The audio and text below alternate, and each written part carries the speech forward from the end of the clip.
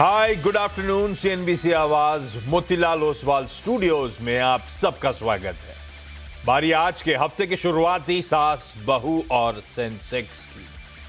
आज आप सबकी क्वेरी सॉल्व करने के लिए मंत्री फिनमार्ट से अरुण कुमार मंत्री साहब जुड़ेंगे। अरुण जी, गुड आफ्टरनून भाई साहब। बस आता हूं थोड़ी देर में, तो पहले निफ्टी से शुरुआत कर लेंगे।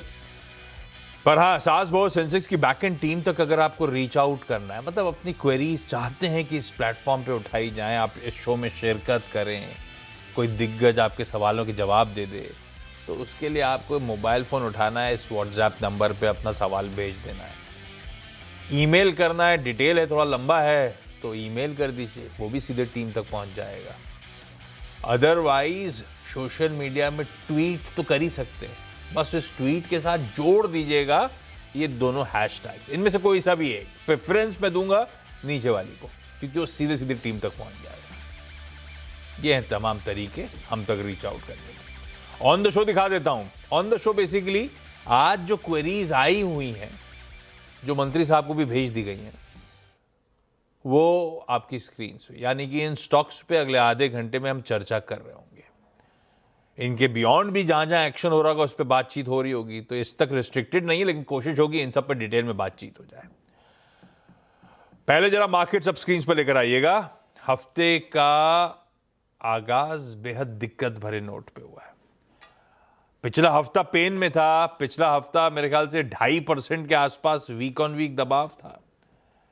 फ्राइडे को काफी पेन के साथ वीक की समाप्ति हुई थी, और उसके बाद ओवर द वीकेंड तमाम डेवलपमेंट्स, कोई मामला ठंडा नहीं पड़ा है। वो मिडिल ईस्ट क्राइसिस का, ईरान इजराइल यूएस वाला जो इश्यू है, और क्योंकि अब वो मामला खिंचा चले जा रहा है, उस रीजन से जो तेल आता है वो एक नैरो पैसेज के थ्रू आता है, स्ट्रेट ऑफ हॉर्मुज, उससे अब जहाजों की आवाजाही रुक गई है।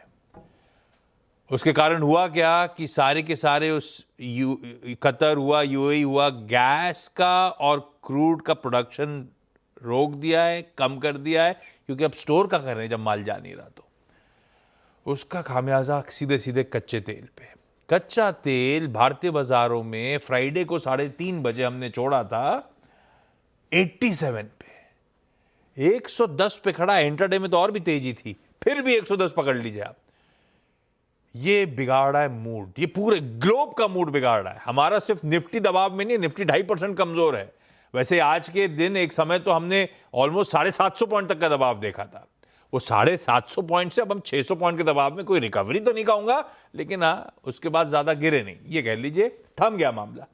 लेकिन हमारे एशियन पियर्स 1% से 5% दबाव में, यूएस के मार्केट्स एक्चुअली फ्राइडे को 1-1.5% दबाव में थे, आज सुबह के फ्यूचर्स 1-1.5% दबाव में। कोई मामला थम नहीं रहा है। Equities across the globe risk of है, और वही भारतीय बाजार। और हमारे लिए तो दो दोहरी तलवार और हो जाती है। कच्चा तेल जो इस तरह से उबल रहा है, कच्चे तेल के चलते, इतना उबलने के चलते रुपया कमजोर, रुपया आज रिकॉर्ड लोज पे ट्रेड कर रहा है। तो एफआई जो पैसा निकाल रहा था, क्योंकि भारतीय बाजार परफॉर्म करके नहीं दे रहे थे, उसके लिए तो एक और सरदर्द है। रुपया और कमजोर हो रहा है, बाजार और गिर रहा है, तो उसको तो और पैनिक मोड में है। वो सब दिखता है। और मूड का बैरोमीटर 1:9 है, एडवांस डिक्लाइन। 90% स्टॉक्स लाल में हम और आपके पोर्टफोलियो के आज वाट लगे पड़े। अब वो म्यूचुअल फंड के थ्रू एक्सपोजर हो, इक्विटीज में डायरेक्ट एक्सपोजर हो, आज मामला गड़बड़ाया हुआ काफी। पर बस हाँ, शुरुआती डिप्स के बाद थमा है मामला, लेकिन पता नहीं कब तक के लिए थमा है। आज का हो गया, कल शुरू होगा, या हो ही गया मामला ठीक ठाक, पता नहीं। क्या पता रात में क्या डेवलपमेंट्स आ रहे होंगे। इतनी फ्लूइड सिचुएशन है। मंत्री साहब, आप कर क्या रहे हो फिर निफ्टी पे? कुछ कर रहे हो, या क्या लेवल्स आप वॉच करोगे? आशीष जी, पहले तो गुड आफ्टरनून। आशीष जी, कोई शॉर्ट करने का इरादा नहीं है आज। हमने इनफैक्ट बाई करने का ही सलाह दी है, इनफैक्ट निफ्टी में, इंट्राडे में। और इनफैक्ट मार्केट में मुझे लग रहा है आशीष जी, कहीं ना कहीं 23,500 23,600 एक स्ट्रॉन्ग सपोर्ट है, तो इसी के लेवल के आसपास शायद मार्केट आपको सपोर्ट लेता हुआ नजर आए। सबसे बड़ी जो दिक्कत है आशीष जी, क्रूड बढ़ने की, जिस हिसाब से मार्केट एक्सपेक्ट कर रहा था, इसी वजह से मार्केट में गिरावट भी थी। वो क्रूड भी बढ़ा है और ऊपर से सेल ऑफ भी थोड़ा आया है, तो मुझे लग रहा है कहीं न कहीं आशीष जी 23,500 23,600 शायद मार्केट होल्ड करे अनटिल अनलेस ग्लोबली कुछ बड़ा कार्नेज आ जाए, वो कहना मुश्किल है।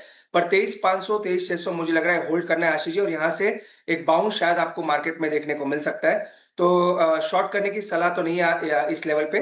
24,400 24,500 ऊपर में एक रेजिस्टेंस अब मार्केट में बन चुका है। अगर बाउंस आता है तो वहां तक शायद आपको मार्केट में बाउंस देखने को मिले, और 23,500 मुझे लग रहा है एटलीस्ट नेक्स्ट 1 से 2 दिन के लिए मार्केट होल्ड करना चाहिए। तो इसी लेवल से शायद आपको थोड़ा बाउंस मार्केट में देखने को मिल सकता है। चलिए, एक रिलीफ इस तरह के पेन के बाद प्ले आउट हो सकती है। वो 23,500 23,600 वो शायद वायलेट ना हो फॉर द टाइम बीइंग, ऐसा लगता है, और थोड़ा सा रिलीफ एक्सटेंड हो रही है, तो शॉर्ट तो मत जाइए इस समय। और ज़्यादा कंफ्यूजिंग हो रहा है मामला, थोड़ा सा साइड में बैठ के देख लीजिए, ज़रूरी थोड़ा ना है रोज रोज कोई ट्रेड लेने की।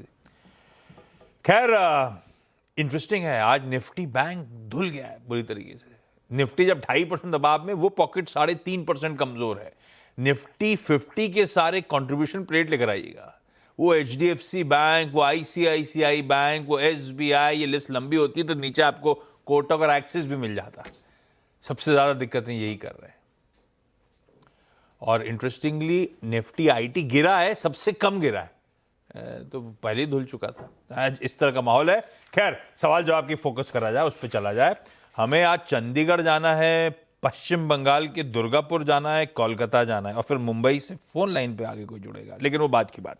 पहले चंडीगढ़ जा रहा हूं जीविका भाटिया मैम के पास। जीविका ma'am, hi, good afternoon ma'am. जीविका मैम, क्या हाल है पोर्टफोलियो के?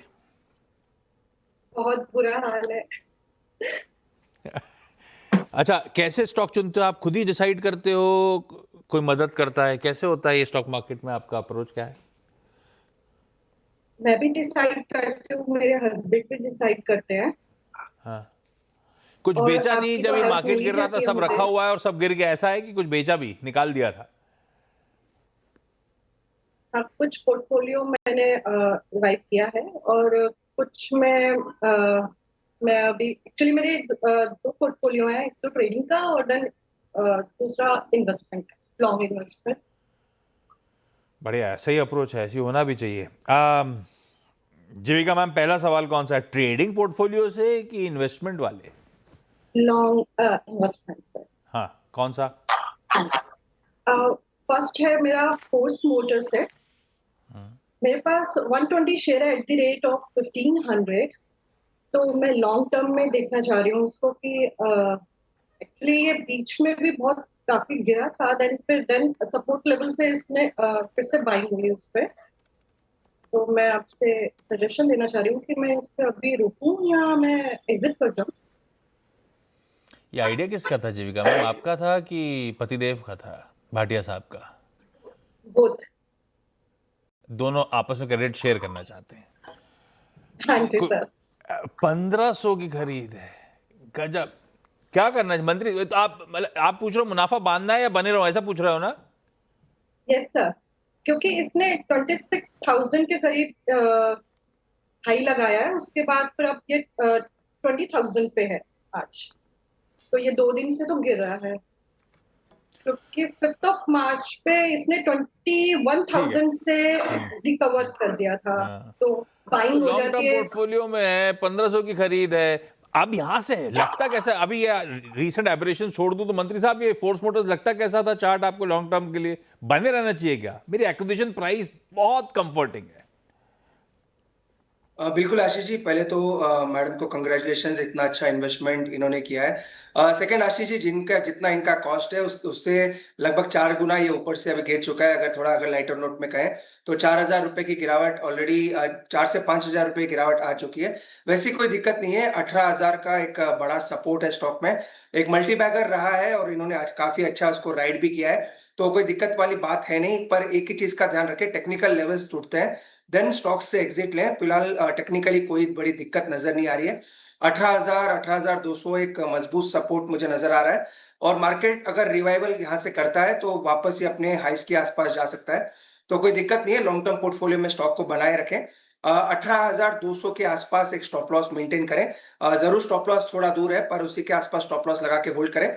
मुझे लग रहा है यहाँ से अगर मोमेंटम बनता है तो वापस 24,000 के ऊपर स्टॉक जा सकता है। तो फिलहाल एग्जिट करने की सलाह स्टॉक में नहीं रही। नहीं निकलना चाहिए, बिल्कुल सही लॉजिक भी। आपकी प्राइस बहुत बढ़िया है जीविका मैम। पश्चिम बंगाल के दुर्गापुर से भट्टाचार्य मैम जुड़ती हुई। Kajari ma'am hi, good afternoon ma'am. Kajari ma'am, पहला सवाल कौन सा? मेरा एक ही सवाल है उज्जीवन स्मॉल फाइनेंस में। हाँ, उज्जीवन स्मॉल बैंक में मेरा 1740.90 के ये पे, तो क्या कर रहे हैं इसमें? उज्जीवन स्मॉल फाइनेंस 90 पे खरीदा हुआ है ना कजरी मैम, और 30-40 रुपए का नुकसान हो रहा है, ऐसे बोलता हूं, है ना? और लिया क्यों था कजरी मैम? लंबी अवधि का सोचा था या ट्रेडिंग वेडिंग करी थी, फंस गया मामला? लंबी अवधि के लिए ही सोचा है। ठीक है, और मेरा प्राइस है 51 है 51। ए भाई ठीक करिए मैम। मैं हाँ, जो हाँ समझ गया, 2-3 रुपए का मुनाफा ही हो रहा है जो है। मंत्री साहब लेके निकल जाऊं क्या? आशीष जी बिल्कुल, मैं भी वही सोच रहा था। 91 ये स्टॉक गया ही नहीं है, तो उसका प्राइस 91 कैसा आया था, मैं भी जस्ट चार्ट पे वही चेक कर रहा था। पर डेफिनेटली निकल जाना चाहिए आशीष जी, कोई चार्ट में दमखम है भी नहीं। इनफैक्ट 50 से 51 ही इसका एक सपोर्ट है, वहीं से स्टॉक बार बार एक रिवर्सल डाउन साइड से देता है। चूंकि स्टॉक मजबूत नहीं है, टेक्निकल चार्ट भी थोड़े डिस्ट्रीब्यूशन टाइप के सिग्नल दिखा रहे हैं, तो जो भी इनको मामूली प्रॉफिट हो रहा है कॉस्ट के आसपास ही है, तो एक बार का एग्जिट करने की सलाह है। ओके कॉल मैम, निकल जाइए उज्जीवन स्मॉल फाइनेंस बैंक से। दलाली मिला के तो शायद आप ना मुनाफा ना नुकसान के साथ निकल जाओगे। मंत्री साहब कह रहे हैं एग्जिट करिए। कोलकाता से ही रूपल पंचमिया मैम जुड़ती हुई। Rupal ma'am, good afternoon ma'am. सवाल पूछें रूपल मैम। मेरा सवाल है, मेरे पास एस्ट्रा माइक्रो है 200 शेयर 279 के इन्वेस्ट किया हुआ है, अभी उसमें से निकल जाना चाहिए कि रहना चाहिए? एस्ट्रा माइक्रो कितने पे लिया हुआ है मैम? 279 पे। मैं कंफ्यूज हूं, 279 बोला आपने? जी। मैं कहता हूं महिलाएं ज्यादा अच्छी निवेशक होती हैं। उधर फोर्स मोटर 1500 का है, एस्ट्रा माइक्रो 279 का है, तो पूछू क्या इसमें मैम? रखे रहिए फिर क्या है। मंत्री साहब डिफेंस प्ले है, क्या करना है एस्ट्रा माइक्रो में? मुनाफा बांध लूं क्या? पहले तो आशीष जी एकदम सही कहा आपने। महिलाएं जो है काफी अच्छी इन्वेस्टर होती है, क्योंकि वो बार बार अपना बिल्कुल आशीष जी, पेशेंस होता है और बार बार अपना पोर्टफोलियो देखती नहीं है, तो उनको डेफिनेटली फायदा दिखाता है। इनफैक्ट मैंने भी ये काफी बार देखा है। बाकी आशीष जी, जो एस्ट्रा माइक्रो या अस्त्रा माइक्रो जो भी इसको प्रोनाउंसिएशन कहते हैं, काफी एक्सेलेंट स्टॉक है। डिफेंस प्ले है और रिसेंटली एक ब्रेकआउट भी स्टॉक में देखने को मिला है, पर ट्रेलिंग स्टॉप लॉस जरूर मेंटेन करने की सलाह रहेगी। इनका कॉस्ट काफी नीचे है, 850 के ऊपर इसका ब्रेकआउट हुआ है, कंफर्टेबली उसके ऊपर ट्रेड कर रहा है। तो 850 के नीचे जब तक नहीं जाता, स्टॉक में बने रहे। अगर यहाँ से मोमेंटम देखने को मिलता है, और डिफेंस सभी को पता है कितना क्रूशियल हो चुका है, तो जैसे ही मार्केट में मोमेंटम आएगा शायद ये अच्छा परफॉर्म करता हुआ आपको नजर आए, तो बने रहने की सलाह रहेगी। 850 का एक स्टॉप लॉस या ट्रेलिंग स्टॉप लॉस जरूर मेंटेन करें। ये है एस्ट्रा माइक्रोवेव पे व्यू। जीविका मैम, अगला सवाल कौन सा? मेरे पास ओरेकल फाइनेंस के शेयर्स हैं 34 शेयर्स एट द रेट 9,200 पे। 9,000 मतलब ऑलमोस्ट हाईज पे पकड़ ली है, ऐसा बोलूं, है ना? Yes sir. साल का जो रही डायरेक्टर साहब, साल के हाईज भी मेरे ख्याल से 9,000 की लाइन में कहीं थे, 9 से 10,000 के बीच में। मंत्री साहब क्या करूं? अच्छा, मैं जितना ज्यादा एआई का इस्तेमाल करता हूं उतना ज्यादा डर लगने लगा है मुझे कि कितने जॉब्स, कितना मतलब आप इस्तेमाल करोगे तो आपको रियलाइज होगा कि कितने एजेंटिक एआई, तो खास तौर पे कि कितने सारे जॉब छिन जाएंगे, कितना ईजी हो जाएगा लोगों की कंपनीज के लिए बिना हमारे कामकाज करना। वो सोच के तो मुझे बड़ा डर लगता है आईटी कंपनीज को लेकर। पर ठीक है, ये आदमी डरता है तो ज्यादा ही डरने लग जाता है, वैसे ही सोचता है। क्या करूं ओरेकल में? आपका व्यू आईटी को लेकर, आपका व्यू ओरेकल फाइनेंशियल, ना सिर्फ ये ओरेकल, इसकी पेरेंट ओरेकल यूएस में भी पिट रही है।